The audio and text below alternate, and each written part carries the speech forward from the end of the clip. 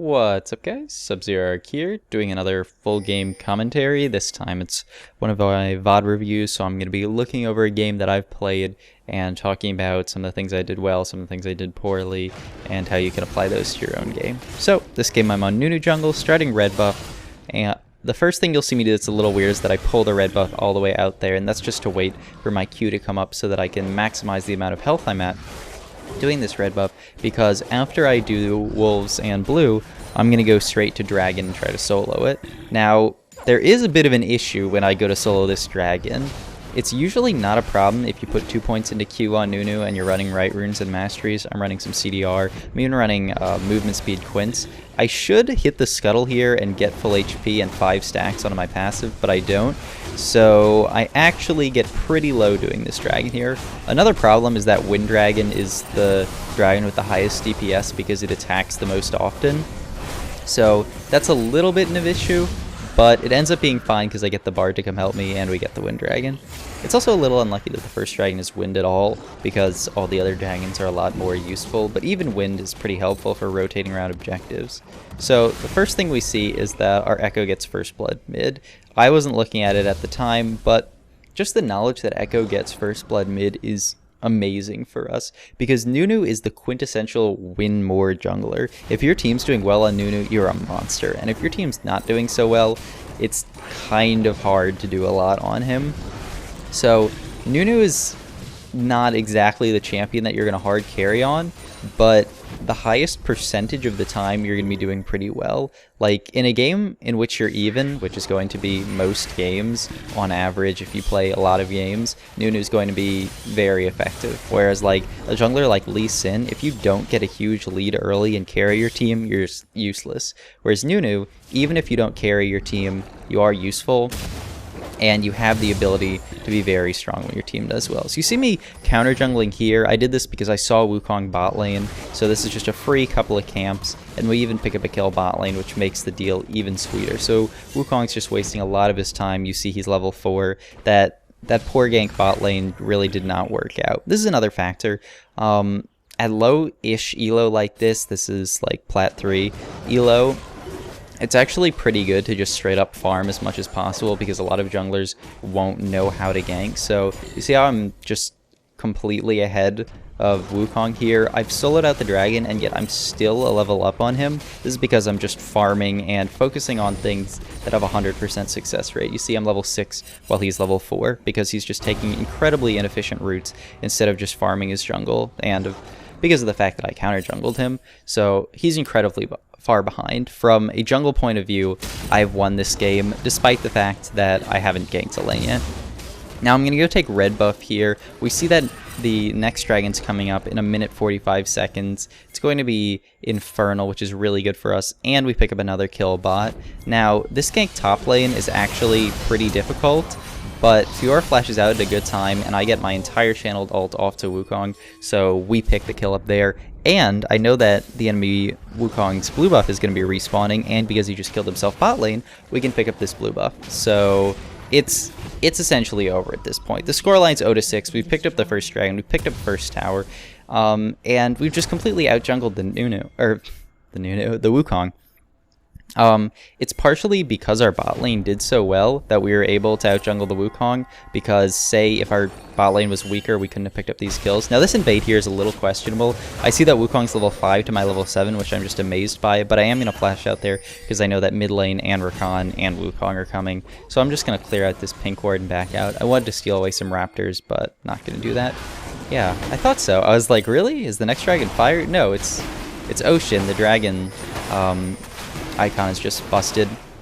So I'm going to pick up this dragon here. I'm getting engaged on by Wukong and Vayne, but they're so weak right now. Wukong does not have the levels or items to fight me, so we just take him down, and we get another kill onto our ADC. Shen jumps onto me, but because I'm over leveled, I'm able to fight him, use my E, and get a little bit more damage onto him, though I turn away right here so that I don't die. Just trying to play toward the back of the fight, and we pick up another kill. At this point, Jhin, I think, is 6-0. It's pretty ridiculous, and you can see the enemy Vayne pinging me on the Karma because she's just absolutely tilted. So I'm going to go back to base here, pick up some items. I think I can pull up the scoreboard, which will be helpful. And we get another kill bot lane onto the Rakan. So I've completed my jungle item and my boots. Another important part on Nunu is that you should rush boots. They're just, like, movement speed is super important on Nunu, partially because he has no gap closer and partially just because he slows enemy champions, so it makes it easier to chase. And tabbies are just super efficient right now. Though if I was against a double AP comp or a comp with a lot of CC, I'd consider going Mercury Treads. But yeah, completing those boots is important.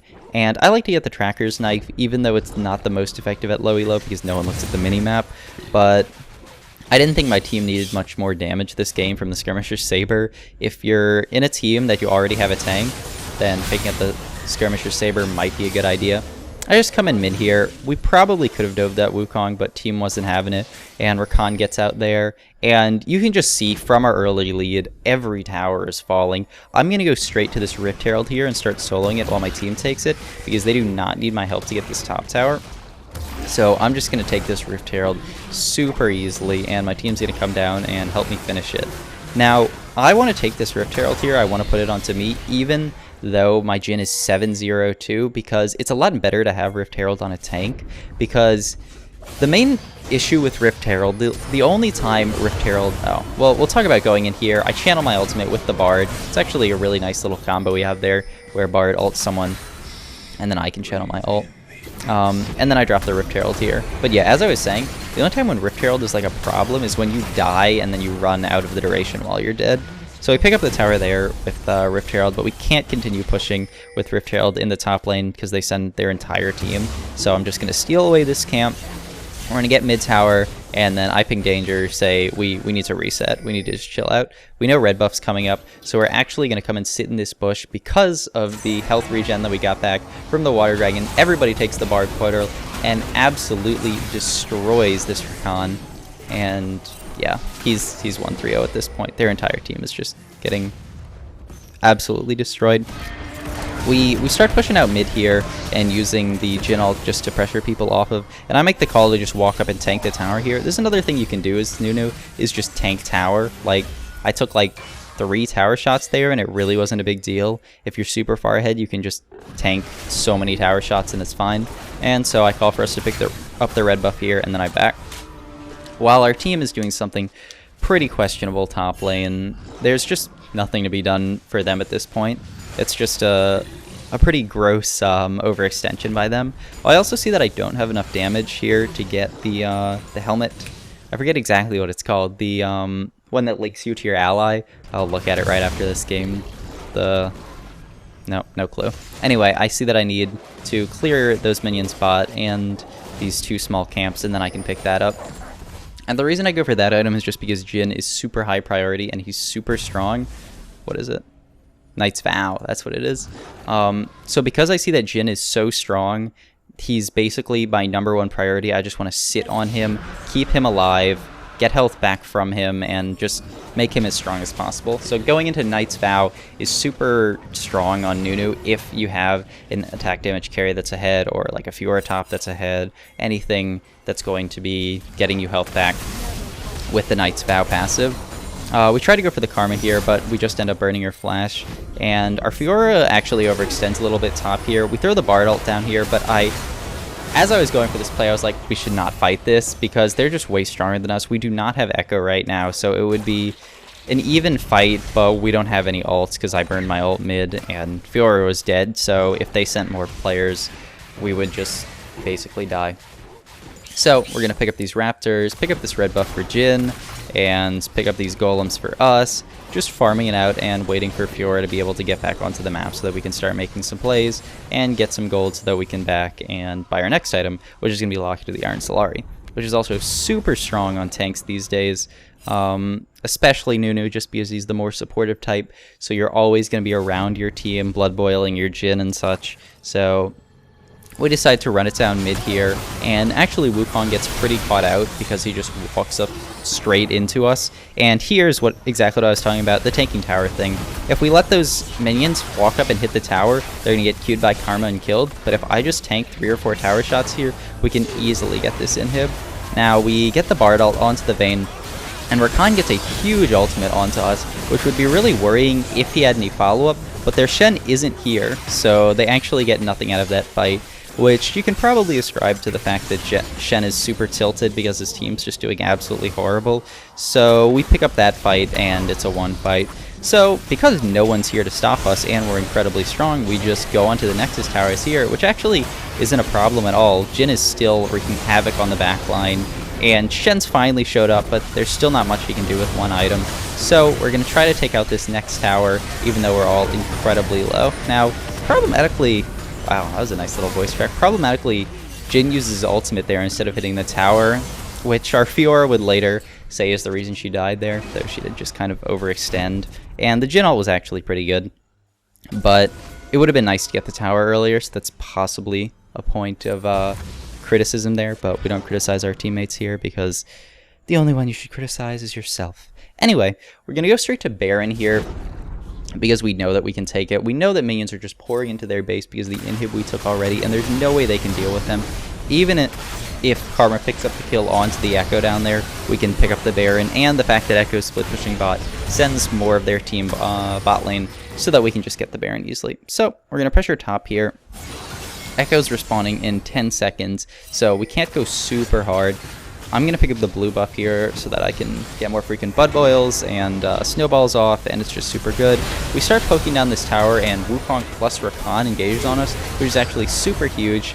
I'm just staying as close as possible to the Jhin. I use my ult to try to zone them off here and then flash out, and we actually get a majority of the team out of here. Me and Jhin running away, and our Bard ends up getting killed. We have the wave pushing in mid there, so if we had been able to make that fight last a little bit longer, we might have been able to get something out of it, but we couldn't really. The main problem there was just fighting without Echo and getting caught out by their ultimate synergy, which was pretty good. But we pick up another dragon here, and since we're on the bot side of the map, we rotate bot already. So I'm just going to clear this camp here, and then we're going to start focusing on sieging, because that's just what we need to be doing at this point with Baron buff. It's just super easy to siege, as you can see. The enemy team really can't do anything to us. We have 3 wind dragons, which really isn't great, but the 1 ocean dragon we have makes sieging a lot easier. So the Jhin ult going down, and now us pushing down the tower makes it an easy tower. Jhin just pushes them off the tower. I pop Solari there so that I take a little bit less damage. And we have Echo in the top lane split pushing to try to get them to send someone top. Echo's pretty much our weakest member at this point. It's either Echo or Fiora. So having one of them split push is good. Wukong goes in on the Jhin here, but he just does not have enough damage to get him through our entire team, and the Bard ult here just makes it a little bit easier for Jhin to stay back and get some damage onto their front line. Vayne would be scary if it was further in the game, but right now she only has 1 completed item, so she just gets destroyed, and we win the game. So I hope you guys sort of learned some more about how Nunu can win games by just playing around your teammates and getting your team ahead through getting dragons. This isn't the best dragon setup I've ever had. Triple Wind Dragon isn't amazing, but it still is actually pretty relevant for us. So yeah, I hope you guys did enjoy this video. If you did, be sure to leave a like, comment, subscribe, all that good stuff. And if you want a really simple way to subscribe, just wait till I get to the end card right after I say this, and there'll be a little button you can click to subscribe, and it'll be amazing, and I'll see you guys in the next video.